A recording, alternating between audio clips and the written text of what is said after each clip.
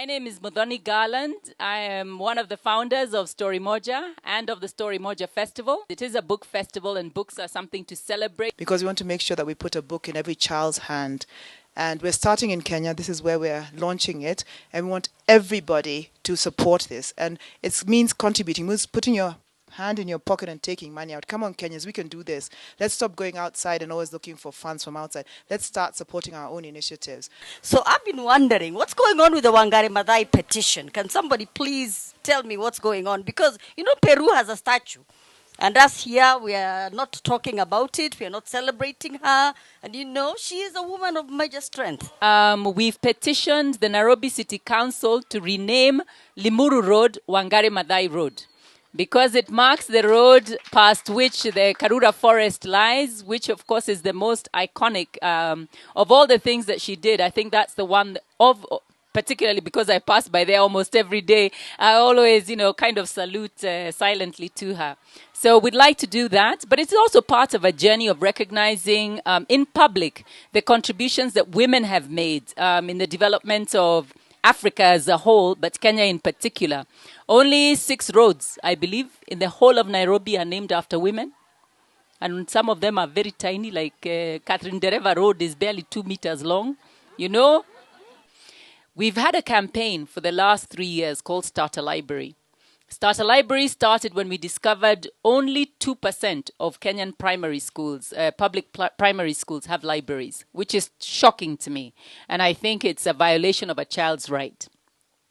And when we started Start a Library, over the 3 years, we started 64 libraries. And a lot of people said, wow, you're really doing a good job. But when only 2% of schools have libraries, 64 is barely a little, a little drop in an ocean. So what we did is we started canvassing others to join us on this journey. Last year, we challenged the First Ladies of Kenya. See, there are 48 of them. Yes, 47 counties have a First Lady, and we have a National First Lady. So anyway, we challenged the First Ladies at the festival last year and said, why don't you join us on this journey to starting libraries? And you start libraries, and we have a competition where the different First Ladies try to start libraries in their communities. And it's taken us a year since then, since the last festival where we declared that, to galvanize ourselves and create systems, processes, and a campaign in which we could really go out there. So we've got a campaign. It's called Yetu Start a Library. It will be launched by Auma on Friday, but I want to share it with you and especially explain to you the reasons behind it. We were very lucky that we got a grant through the Aga Khan Foundation, but what I will talk about is just why it is so imperative that we get storybooks in the hands of children. A lot of people here and beyond here, maybe I should give credit to the people who are here. You're here because you love literature and understand it's very important. But there are lots of people, lots of parents, the majority of I would say even teachers, people in the industry, think that books are only there for pleasure. In other words, they're a leisure activity that you can take or leave. As an adult, make that choice for sure, but it's the wrong choice. For a child, it is tragic. If you've been reading the Uwezo report year after year, what the Uwezo report reports on is, are children learning? They may be going to school, and we're celebrating that Kenya is 90%, I don't know, the children, 90-something% are in school. But the question is, are they learning? So what happens is the Uwezo report, they take a paragraph, and the paragraph is as simple as, I love to read, I like this book, I'm in class 3. And they give children of different ages in different classes this paragraph to read. And the shocking thing is 25% of the children in public schools in Kenya cannot read that. They cannot write that. So children are going to school, they are not learning. So why isn't it considered a crisis? It's not being publicly considered a crisis because middle-class Kenyans, the ones who have a voice, the ones who have the power to be listened to, the children of the journalists, the children of the people here, the children of the executives, those children are not the ones we're talking about. We're talking about the 50% of the population that's on the other side.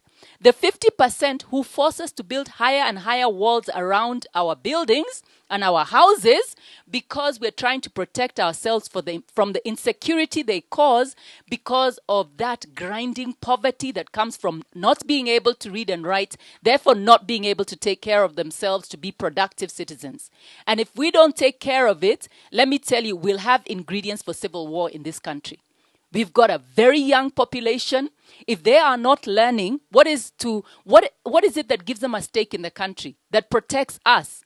If we don't look out for them, we'll sit in our little glass castles and then they'll bring those castles down. So we have to get engaged with changing the current preoccupation we have with only the 50% who can, who are in the proper schools in which children are learning. How are we going to develop? What's going to happen to this country and this continent if we don't address this? So that is why we said we're going to get storybooks in children's hands, because we know the building blocks of literacy, storybooks. It's words, isn't it?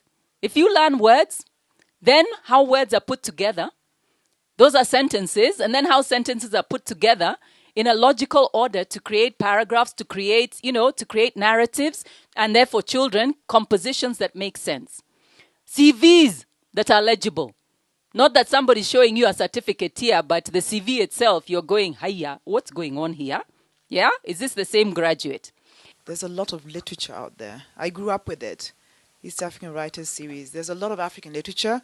We turn our backs on it. So I think we need to get away from that idea that Africans are not writing.